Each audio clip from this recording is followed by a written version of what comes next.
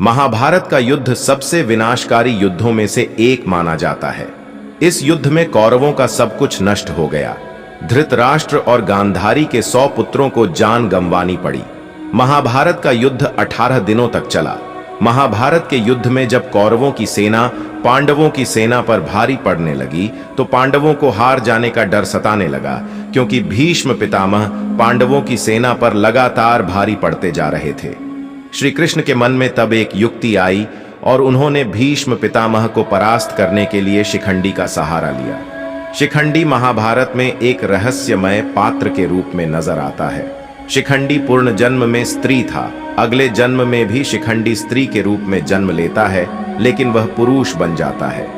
भीष्म पितामह ने शिखंडी के बारे में दुर्योधन को बताया था कि जिस समय हस्तिनापुर के राजा उनके छोटे भाई विचित्रवीर्य थे, उस समय उनके विवाह के लिए मैं काशीराज की 3 पुत्रियों अंबा, अंबिका और अंबालिका को हर लाया था।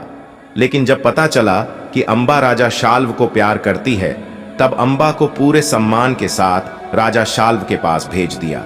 वहीं राजा शाल्व ने अंबा को अपनाने से इनकार कर दिया। इसके बाद अंबा ने भीष्म से बदला लेने की ठान ली।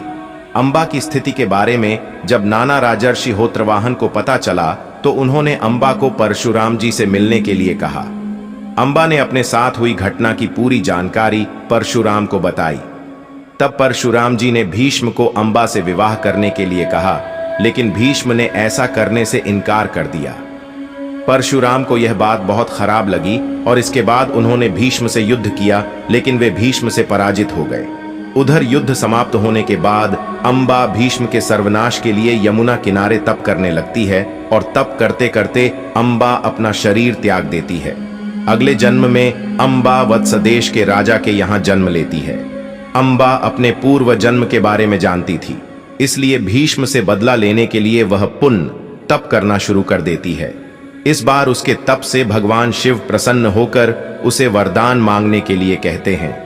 तब अंबा भीष्म की पराजय का वरदान मांगती है। भगवान शिव उसे मनचाहा वरदान देते हैं, लेकिन अंबा कहती है कि प्रभु कन्या होकर वह भीष्म को कैसे पराजित कर सकती है। इस पर भगवान शिव कहते हैं कि अंबा, तुम अगले जन्म में पुण्य एक स्त्री के रूप में जन्म लोगी, लेकिन युवा होने पर पुरुष बन जाओगी और भीष्म की मृत्यु का कारण बनोगी। ऐसा वरदान मिलने पर अंबा ने एक चिता बनाई और भीष्म का वध करने के लिए अग्नि में प्रवेश कर गई। महाभारत काल में अंबा राजा द्रुपद के यहाँ शिखंडी के रूप में पैदा हुई। एक यक्ष ने शिखंडी की सहायता करने के उद्देश्य से अपना पुरुषत्व उसे दे दिया और उसका स्त्रीत्व स्वयं धारण कर लिया। यक्ष ने शिखंडी से कहा कि जब कार्य पूर्ण हो जाए तो मेरा पुरुषत्व मुझे पुण्य लौटा देना। शिखंडी ने उसे ऐसा ही करने का वचन दे दिया। महाभारत का युद्ध जब आरंभ हुआ तो भीष्म पितामह को हराने के लिए शिखंडी अर्जुन के साथ उसके रथ पर सवार होकर भीष्म पितामह के सामने आ गया। भीष्म पितामह ने स्त्रियों पर शस्त्र नहीं उठाने की प्रतिज्ञा की थी, क्योंकि शिखंडी स्त्री से पुरुष बना था। इस वजह से भीष्म ने अपने शस्त्र रख दिए। तभी अर्जुन ने शिखंडी को ढाल बनाकर भीष्म पर तीरों की वर्षा कर दी और भीष्म को पराजित कर दिया। अर्जुन के बाणों से छलनी भीष्म पितामह बाणों की शैया पर आ गए। इस प्रकार से शिखंडी भीष्म पितामह की मृत्यु की बड़ी वजह बना।